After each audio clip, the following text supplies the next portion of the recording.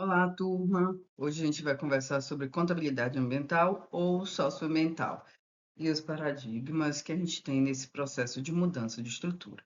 Aqui eu trouxe, meu nome é Jamília Araújo, eu sou professora que estou cedida, no momento para a Universidade Federal, da Universidade Federal Rural da Amazônia, para a UFPR nesse momento. Mas eu já, como vocês já viram, estão vendo o símbolo de outras instituições e porque eu já dei uma passeadinha por aí, tá?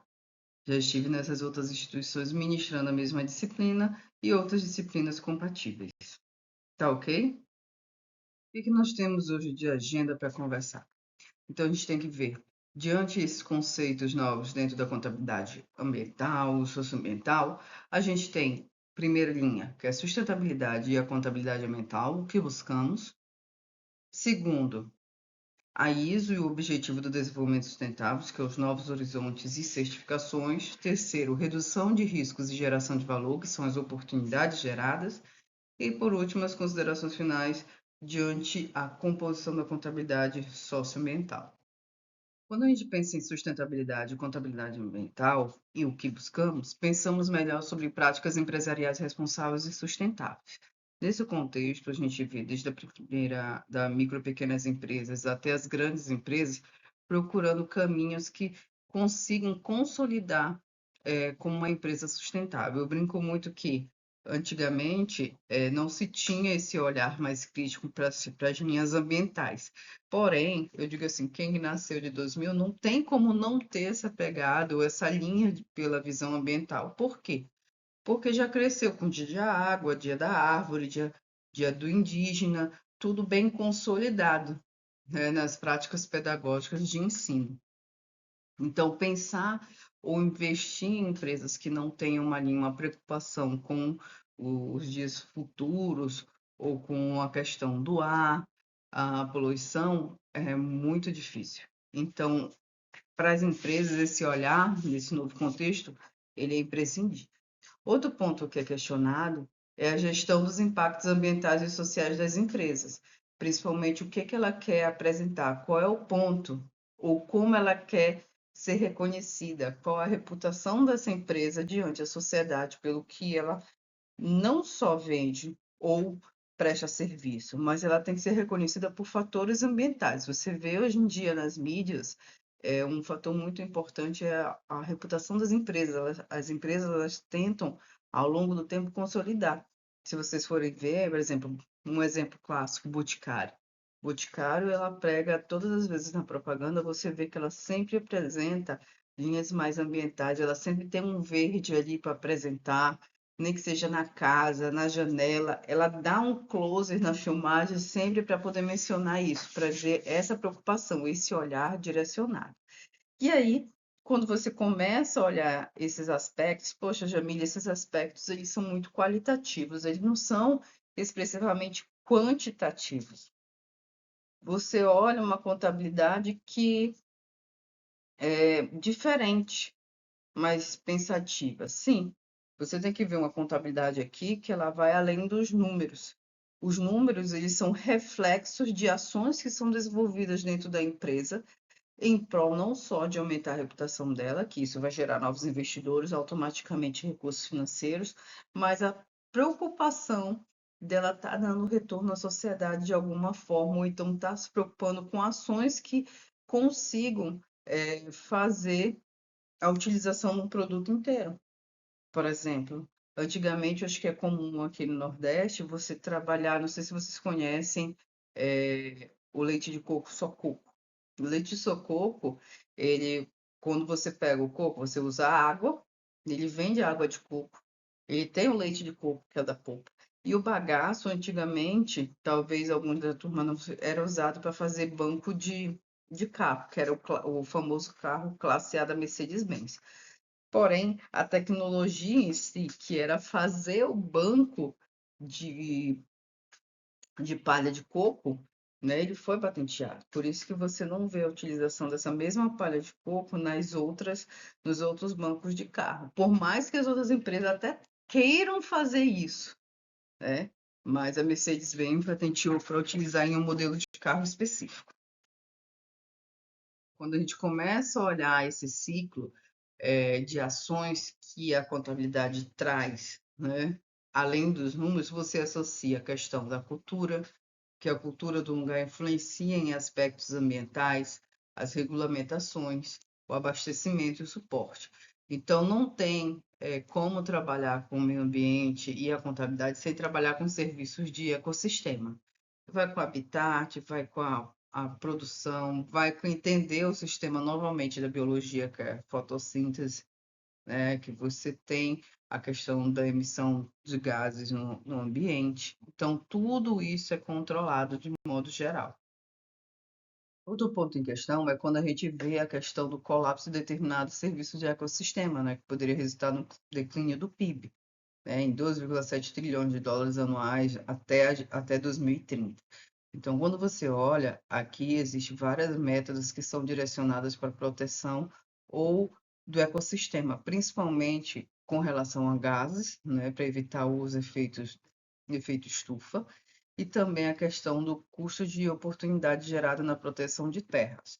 Então, para cumprir essas metas, principalmente porque, por exemplo, com a queima, com emissão de carros, por mais que a gente tenha uma demanda aumentada de carros elétricos, você tem um problema na bateria, que ela emite lítio, que é um poluente também. Então você tem uma relação assim, não é não vai dizer que você tá sem poluente 100%. Sem poluente 100% não tá. Mas você conseguiu reduzir a emissão dos poluentes com carro elétrico, tá? Mas a tendência em si é que você consiga, tente nesse planejamento anual até 2030, conseguir reduzir consideravelmente a emissão de poluentes, principalmente carros, gases e algumas indústrias com novos filtros. Então, a gente coloca assim, que nas novas informações é que 85% das maiores empresas do mundo têm a dependência significativa da natureza. Por mais que eu use recursos tecnológicos, eu preciso da natureza para fazer ou beneficiar minhas atividades que eu estou desenvolvendo. A biodiversidade, os ecossistemas e serviços são um fator crítico para a sustentação da vida do planeta e para a economia. Sem elementos naturais, eu não consigo ter a matéria-prima inicial de todos os produtos, tá?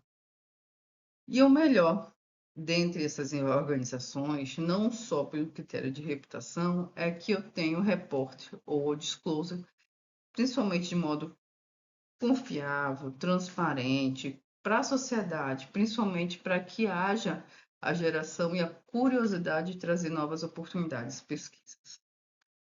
Outro ponto que reforça a questão é por que a meta de 1,5 graus Celsius é importante. Essa meta foi criada desde as últimas reuniões como forma de redução. Então, 1,5 graus Celsius é uma redução que ia ocorrer até a Agenda 2030, justamente para não gerar muitos impactos ambientais ou fazer com que esses impactos sejam controlados.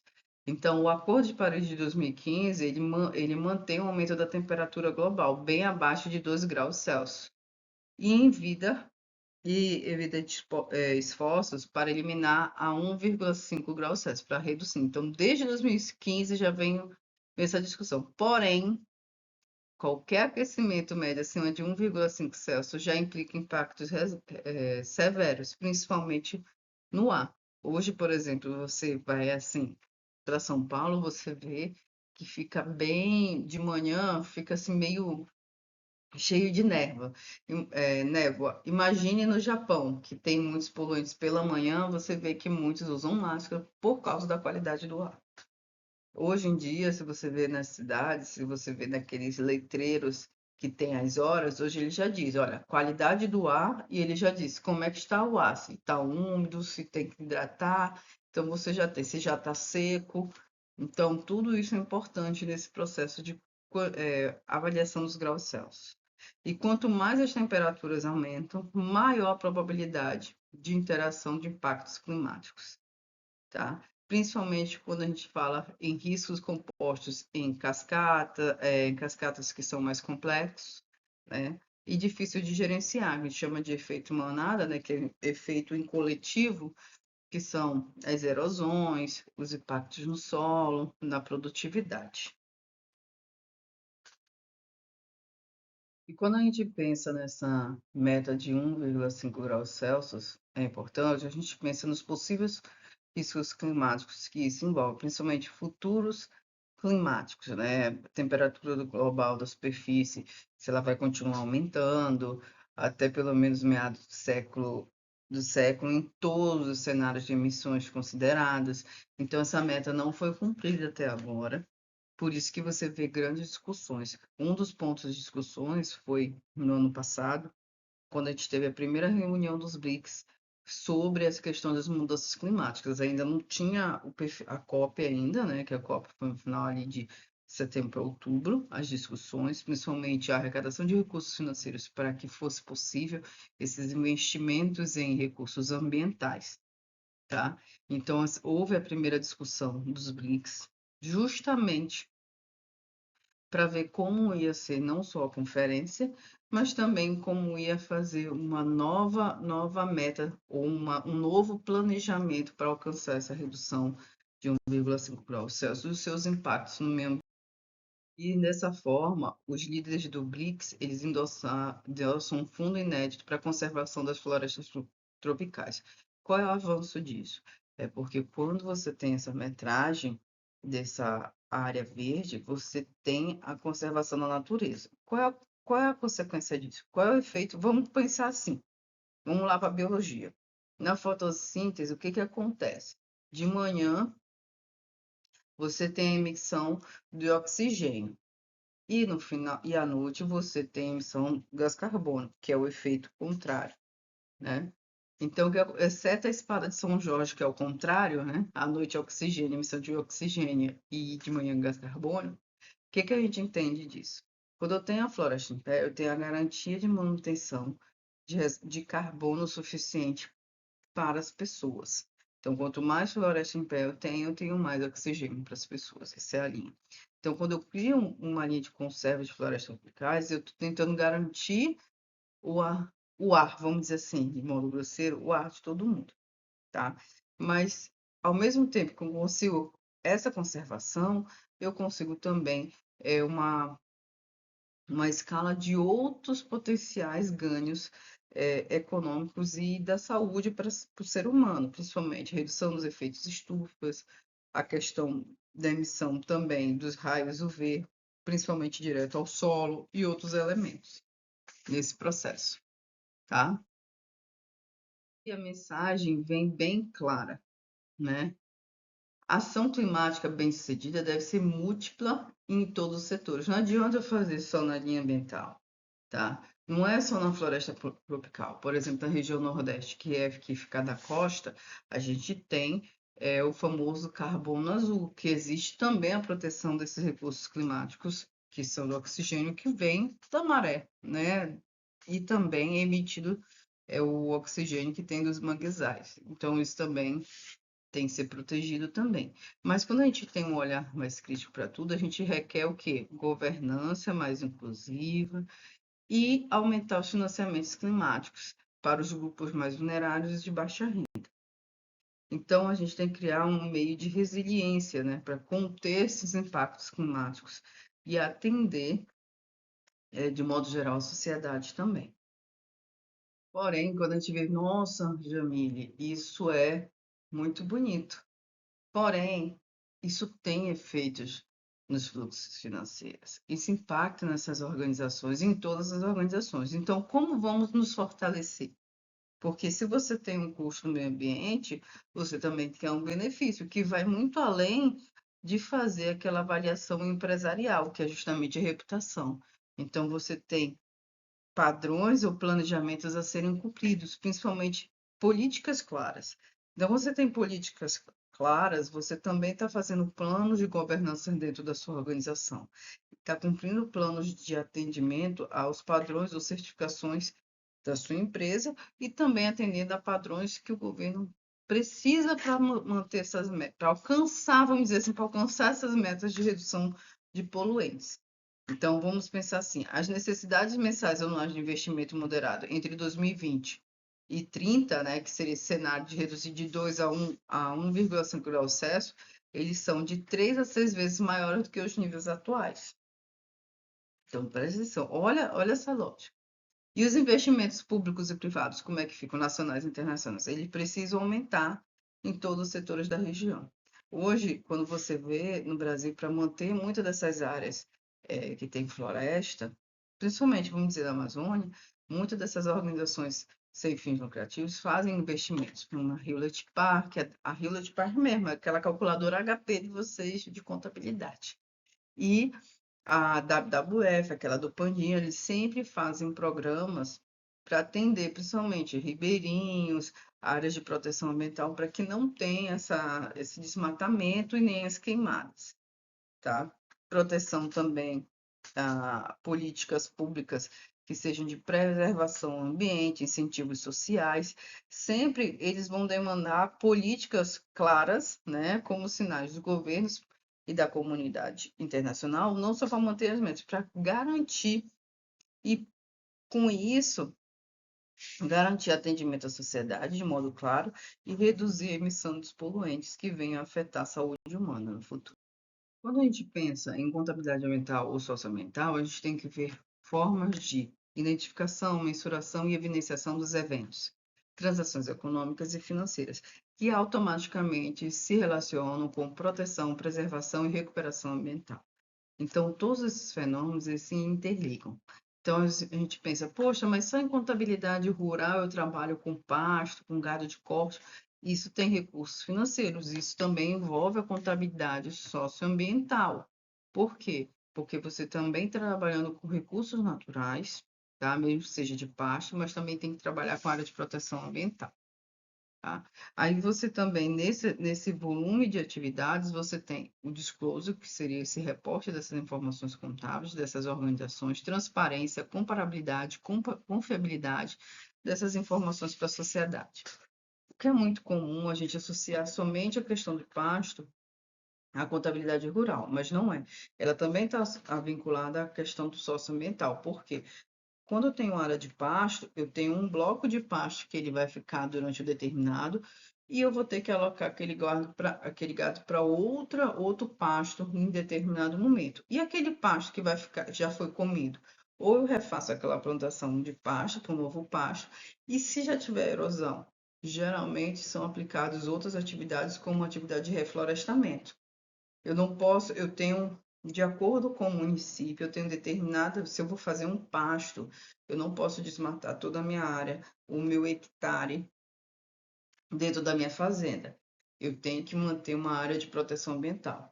Até mesmo porque nesse processo de uma área de preservação ambiental, se eu cumpro aquela meta, eu também posso solicitar o ICMS verde. O ICMS verde ainda não conseguiu ser discutido nem incluído dentro das discussões da reforma tributária, mas ele ainda existe esse ICMS de compensação pelas atividades que são desenvolvidas e que sejam confirmadas que estão sendo realizadas atividades que mantenham uma proteção ambiental, principalmente a área verde dentro das organizações, que seriam a garantia de manter esse, esse oxigênio do ambiente. Da mesma forma, quando a gente tem esse olhar sobre esse oxigênio dentro do ambiente, a gente tem que perceber que eles se vinculam a essas organizações à prática de ESG, que ESG está na moda. Nunca entrou na moda, nunca saiu, mas ele sempre volta com mais ênfase, como se fosse uma coisa que não existisse e está vindo novo, mas sempre existiu o ESG. Porém, agora, como a metodologia está voltada muito para indicadores e performance, volta com uma linha mais direcionada para a governança, principalmente quando a gente vai fazer essa evidenciação das informações econômicas, financeiras e socioambientais para a tomada de decisão. Então, quando a gente tem um olhar bem mais. E ajuda nós contadores a ter um olhar um pouco mais crítico diante essas três linhas de desenvolvimento social e governança, principalmente numa linha que não seja só no perfil de controladoria dos indicadores ou só no perfil de desenvolvimento, mas tem um olhar social em coletivo. Quando a gente trabalha em meio ambiente, as linhas clássicas são mudanças climáticas, qualidade do ar, eficiência energética e recursos hídricos. Quando a gente vai para a linha mais social, a gente trabalha muito com o famoso balanço social, que é a satisfação do cliente, proteção de dados, privacidade, gênero e diversidade e relações com a comunidade. E quando a gente trabalha a governança, já trabalha a composição dos conselhos, a estrutura dos comitês de auditoria, tá? A remuneração dos executivos, o lobby que a gente tem dentro desses perfis. E quando se trabalha desenvolvimento sustentável, fica muito difícil ou não trabalhar com as ODS, com as 17 linhas do ODS, principalmente em camadas, como a gente fala, econômica, social e de biosfera, né? A gente chama de sustentável. Então, a gente tem que ver esse olhar de desenvolvimento sustentável está diretamente conectado às indústrias dos alimentos, respeito à saúde, nutrição e cultura, à necessidade de consciência do que vivemos e a lista de oportunidades para atender o consumidor, sempre. Bem, e aqui, quando a gente pensa nesse contexto, a gente tenta ver os padrões globais contábeis, principalmente no desenvolvimento desses padrões, né, na divulgação da sustentabilidade, das transições para a obrigatoriedade do relato de sustentabilidade de modo harmonizado. Então, a primeira linha que você tem aqui, você tem o Task Force on Climate-Related Financial Disclosure, que é justamente, na tradução, a força-tarefa sobre as divulgações financeiras. E aí você tem o Comitê Internacional de Sustentabilidade, né, de normas de sustentabilidade, que ele começa a influencia, na verdade, a força-tarefa influencia esse Comitê de Sustentabilidade e Regras, que é o ISSB, para complementos com a GRI, que já são normas voltadas para a sustentabilidade, pelos relatórios integrados, que é os relatórios integrados. Esse comitê internacional está vinculado ao IFRS, né, que é a dos padrões internacionais de contabilidade, né, International Financial Reporting Standards, tá? Que começa a consolidar o consórcio internacional, que é o CDSB, que é o Climate Disclosure Standards Board, que é o consórcio internacional de rigor de relatórios financeiros, que é vinculado para estabilizar o que são comentados dentro da plataforma de dados sobre o reporte de desenvolvimentos climáticos, né? E, ao mesmo tempo, você tem, vinculados aos padrões contábeis, que é o FRS, você tem a consolidação dos valores, da Fundação dos Valores de Repórter de Recursos Climáticos, né? Que é a valoração, e tem o último aqui, que é o Comitê de Desenvolvimento, né, de Reporte Climático, com o valor desse reporte climático, qualidade desse reporte climático. Todas essas instituições discutidas no slide anterior, elas sempre vinculam a critério de materialidade e relevância. Então, elas querem fazer essa relação do mundo, da indústria com o mundo, principalmente na materialidade financeira, e o sistema da indústria com o mundo em termos de impacto na materialidade, e o reverso, que seria a perspectiva da materialidade. Essa perspectiva da materialidade, ela se divide tanto em costume e casualidade. A primeira linha, você tem a abordagem de negócio, que é o de costume, onde você tem a responsabilidade social ali de empresas, maximizar o valor dos acionistas. E a segunda linha, que é o mais usual, é o que é a obtenção de lucro, né, para minimizar os impactos sociais e ambientais. Isso tudo está como caso de empresas para sustentabilidade. No novo olhar, você tem a abordagem de terrenos comum para maximizar valor dos acionistas como partes interessadas, e também tem a abordagem ecológica e judicial social, que é justamente a linha de gerar lucros e contribuir para a sociedade. Isso aí seria um caso de sustentabilidade para os negócios, de modo adequado. O que a gente pode ver nesse olhar? É que quando a gente tem a discussão da materialidade e relevância e a adoção dos padrões contábeis de modo adequado, a gente se vincula muito com uma estrutura de relatórios financeiros mais robustas, mais padronizadas, que é vinculado ao CPC 00, as revisões R1 e R2, que tá justamente para garantir que as empresas mostrem essa responsabilidade social, que não sejam empregadas somente no relatório de sustentabilidade, mas que efetivamente sejam praticadas além dos fatores de ESG. tá? Bem, e quando a gente sai da linha do escopo das normas internacionais, a gente pega as normas do ISDS, né, que são os padrões internos, né, de sustentabilidade, e segue para exigir que as organizações acabem fornecendo informações relevantes para todos os riscos e oportunidades relacionados ao critério de sustentabilidade, que são necessários para avaliar os temas de função de valor de empresa. E aí, nesse processo, nesse S1, que é a revisão 1, os olhares desses pilares são voltados para a linha de governança, estratégias, gestão de riscos e métricas e objetivos. Aqui, se você olhar, essas primeiras métricas estão vinculadas à linha de governança, mais do que as outras estratégias de gestão de riscos. Mas essas quatro linhas de pilares estão associadas, cada uma complementarmente a elas. Nesse escopo,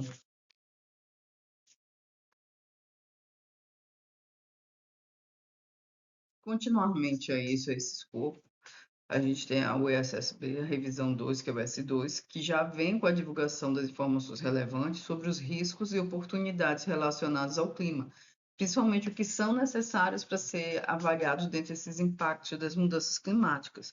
Tanto que você já olha nessa revisão esses três pontos chaves. O primeiro, o plano de transição com a divulgação das metas e emissões de gases do efeito estufa. O segundo momento é aquele esquema de compensação de resiliência climática em diferentes cenários, né, considerando diversas postergações e implementações. E o terceiro, que aí já vem as discussões dos escopos, né, que é a divulgação da emissão SGE dos gases do efeito estufa, tá? No escopo 1, 2 e 3, principalmente considerando as diversas postergações sobre o protocolos sobre a emissão dos gases do efeito estufa e a implementação do GE para o escopo 3, que seria a formatação geral, que era adequada justamente para poder conseguir manter o padrão de 1,5, pelo menos 1,5 da redução dos gases do efeito estufa. E nesse contexto, com base nessas discussões desses pilares que foi na revisão 1, né, do ISSB e da 2, que é essa divulgação principalmente a divulgação dos protocolos, parâmetros da emissão dos gases do efeito estufa, o que foi questionado na COP? Tanto os pilares, a contabilidade socioambiental e a COP têm a ver. É porque dentro da COP é que são sempre discutidos novos protocolos vinculados às mudanças climáticas, que são importantes não só para a contabilidade, mas para todas as áreas. Mas a partir desses protocolos, nós conseguimos criar novas metas e novos indicadores de pesquisas com base à linha do caráter socioambiental. Então, muitas das vezes, fica, por exemplo, emissão de gases do efeito estufa, seja um dos protocolos. Nesse protocolo serão vistos outros efeitos também, por exemplo, o uso de placas solares, ver tecnologias mais limpas. Então, todos esses protocolos são discutidos para tentar reaver essa quantidade de poluentes que são emitidos na natureza. Mas não é só o critério dos gases do efeito estufa, todos os tipos de poluentes. Aqui mesmo que seja tratado na COP, que é uma conferência das mudanças climáticas, todos os biomas são avaliados. Partindo deste conceito, quais são os benefícios da contabilidade socioambiental? Então, se a gente para pensar em critérios econômicos e de governo, a gente tem o auxílio do cumprimento das normas de desenvolvimento sustentável e captação de recursos. Se olhar pela linha de empresas, nós temos a geração de valor, posicionamento estratégico, um modelo de negócio bem adaptado à real situação organizacional, redução de custo, adaptação e mitigação de risco. E na sociedade, a gente tem aquela questão dos impactos positivos, social, o ambiental e o econômico. E aí, quando eu penso em Gomes, né, eu trabalho a controladoria ambiental, porém com duas linhas. A gente segue a linha de contabilidade, que a gente tem usuários internos e externos. Os externos vão manter as normas contábeis e os relatórios contábeis. Os internos vai ser gestão ambiental estratégica, performance ambiental e gestão de custos ambientais. Essas atividades, essa atenção aos usuários dentro da controladoria são absorvidos e transformados em informações com objetivos bem definidos. Esses objetivos são separados em 5 linhas. Primeiro, os estratégicos, onde são como eu vou trabalhar essas informações e como eu vou apresentar essas informações, principalmente para os gestores e para a sociedade, principalmente para que ela veja que eu mantenha a reputação organizacional. A mensuração e performance da avaliação das pessoas, né, quanto os perfis empresariais, planejamento e controle de custo das atividades, que são importantes, porque eu preciso relacionar os custos envolvidos em cada processo, a rentabilidade de bens e serviços que são aplicados e a sociedade, as questões societárias e físicas nesse processo. E quando você olha, nesse momento, quando você olha com a consolidação da contabilidade socioambiental, você vê trabalhos verdes, mas esse trabalho verde depende de captação de recurso, inovação, eficiência, integração e posicionamento estratégico. Só que quando eu adequo essas atividades aqui para transformar em contabilidade social, eu consigo transitar em todas essas áreas de contabilidade, controladoria, contabilidade financeira, evidenciação, disclosure, que é justamente a gente vê as normas, as regulações, os GRI, os relatos integrados, a auditoria e a asseguração é até interessante, porque a auditoria ela é uma verificação de dados. A asseguração é o termo também que é vinculado à auditoria, né? Que é a asseguração daqueles dados que foram também prescritos na auditoria, tá? A atuária, porque muitas dessas empresas trabalham com seguros voltados, principalmente mensuração, avaliação, principalmente no agronegócio. Um seguro voltado para a proteção da plantação ali, que pode ser devastada por um tufão, né? Gestão de riscos, riscos físicos, riscos fiscais e finanças sustentáveis, principalmente análise de investimentos, diária, metragem de que eu vou conseguir trabalhar, governança, principalmente quando eu trabalho com dados e gestão de risco. Se passarmos a ter um olhar crítico, nós nos perguntamos quais são os desafios e oportunidades para a contabilidade. Então, a gente vai ver que a padronização de indicadores é um perfil muito relevante, principalmente quando a gente verifica quais são as métricas para construir esses indicadores, né, para poder gerar melhor informação, ou melhor, uma informação com robustez de dados, né? Outro ponto também que é relevante nesse processo de desafios e oportunidades de proteção ambiental e utilizar esse recurso que a gente tem de proteção ambiental de modo econômico, que comparação a gente pode ter entre empresas ou que estudos de outras empresas nós podemos adotar, né? Então, tudo parte de uma avaliação dos processos que a gente tem de relação com os objetivos que tem da organização, que não é somente a missão, a visão dela, mas os objetivos que a gente voltados para essa área, tá? A integração das áreas, entre áreas de contabilidade e sustentabilidade ainda são limitadas nos dias atuais, porém, elas têm de ser integradas. Então, é muito comum, quando vocês tiverem curiosidade de pegar os relatórios financeiros e quando vocês observarem o relatório de sustentabilidade, muitas das informações que têm ali coletadas, que são vinculadas ao meio ambiente, principalmente fenômenos que estão vinculados aos gases do efeito estufa ou áreas arborizadas, elas quase não se encontram no relatório de sustentabilidade. Elas são encontradas dentro dos relatórios financeiros, mas em áreas diversas, como os comentários gerais sobre atividades desenvolvidas dentro dos relatórios financeiros, que tem uma parte só para isso, que são os relatórios de sustentabilidade, mas não tem profissionais que consigam destacar isso adequadamente, que tem essa aptidão.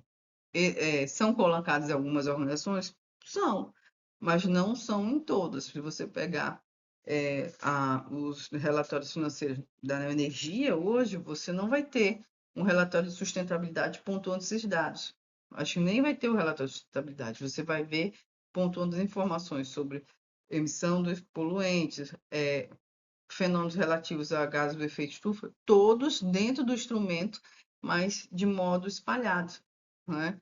Se você fizer aquele Ctrl F procurando dentro do relatório, você acha. Fala de emissões, falam de atividades sociais, mas ainda não está dentro do relatório de sustentabilidade, tá?